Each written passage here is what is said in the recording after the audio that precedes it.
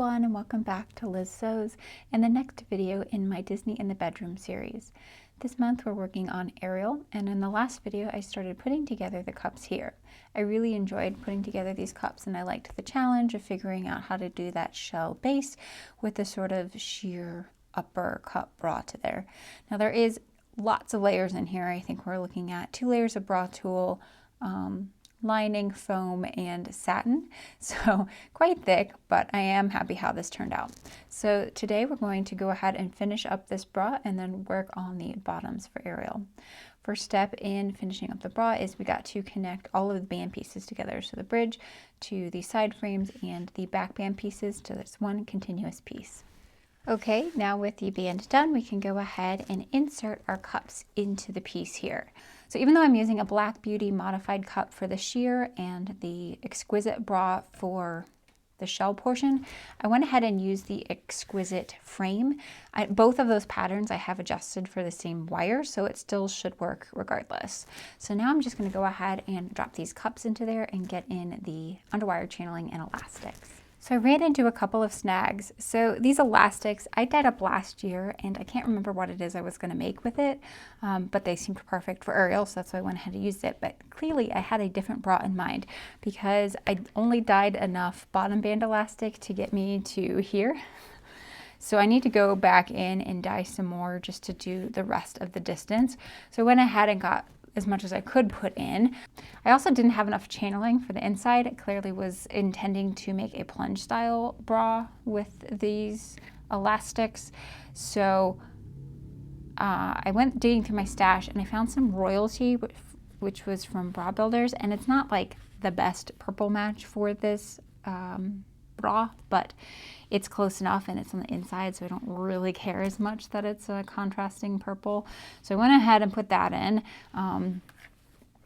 I sewed the bottom band elastic to here, and I sewed in the first pass of the upper band elastic. I can't do the second pass until I finish the rest down here. So I'm gonna go ahead and set this aside. Oh, I also made my straps. I went ahead and used the rainbow rings and sliders on these because I figured like this is the set to use the rainbow rings and sliders on. It just looks really pretty. So I went ahead and made the straps. So I mean, I'm very close to being done, but I really can't finish today because I need to dye some more elastics. So I'm gonna go ahead and set the bra aside for a little while and work on the underwear for this set. So for the bottoms, I'm going to start with the Eva panties from Studio Costura.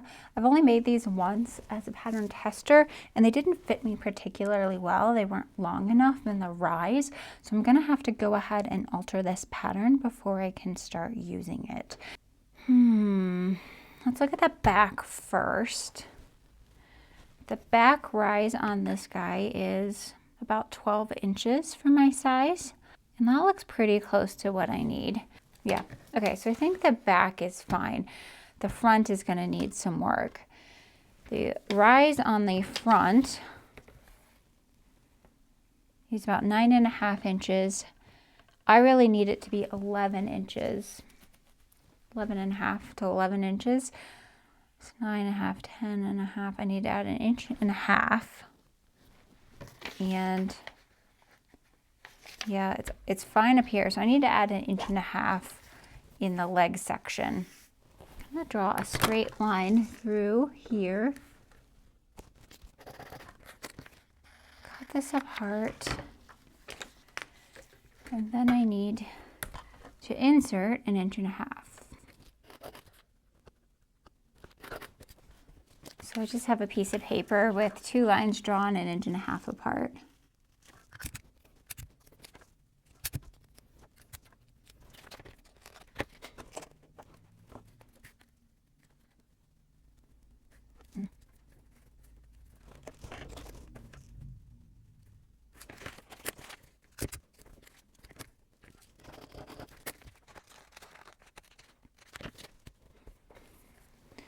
So if I test this now, see, that gives me 11 inches in the rise. So that sounds pretty good.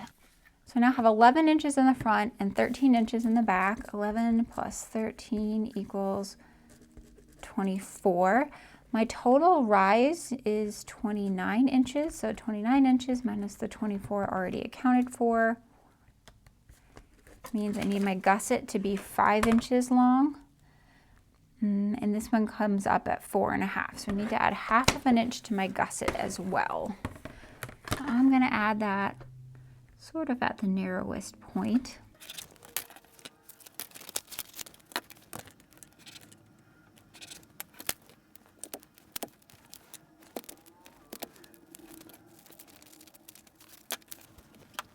Okay, so with that length added to both the gusset and the front, that should get me to my crotch length that I need. So it's no wonder that this wasn't fitting particularly well, since I needed to add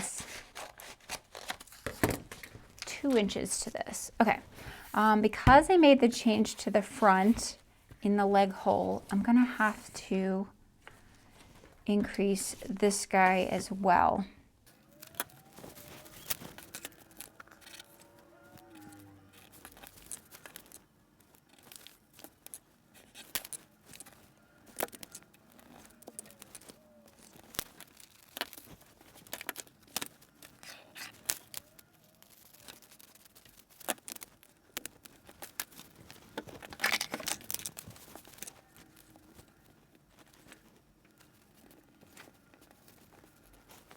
Okay, now I'm going to go ahead and get this cut out of my materials.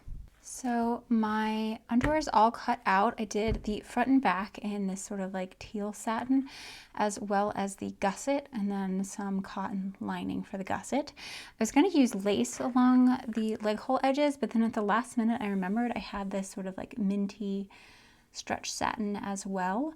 It's a little bit heavier weight, but I think it's okay. I think it'll be okay. And so that's going to just go along the leg lines here. And I think that's really going to pull in that look of like the tail being slightly different colors of green. So I believe the construction method on this guy is a little bit different than normal. I think for the gusset, you put them right sides together and stitch them at 1/4 inch along here. And then for the leg holes, I just need to take all of my satin pieces, fold them in half, and then apply them to the leg holes themselves. Okay, so those have been added on. I really like how it looks. I think it definitely evokes that sort of like swimwear tail vibe. So that's the back and the front. So I've also gone ahead and sewn the gusset pieces together, right sides together, flipped it out, and then top stitched. So now I'm just going to attach my gusset in between the front and the back and then sew up the side seams. Okay, so really liking how these are coming together. Of course, the last step to finish these up is going to be the waistline here. And I'm just going to finish that with some shiny fold over elastic in matching teal. Okay, so the underwear are done. Quite happy with how they turned out. I haven't tried them on yet, but I could definitely see myself using this pattern for a couple of other Disney characters down the line, because I really like the style lines of these underwear, so I hope they fit really well. So now that these are done, I'm going to go ahead and get to dyeing that elastic that I need and finish up the bra. Okay, so coming back here, I was able to dye more elastic, and you can see this little join right here where I do the two together. I like to do it during the first pass of the elastic, and then once you flip it under, you don't really see that join at all from the outside. You'll just see that little line of stitching from the inside, which isn't the cleanest, but it's not awful. So now that I have that in place, I can go ahead and do my second pass with my bottom band elastic, sew in like top stitch down my underwire channeling, and do the second pass of my top elastic.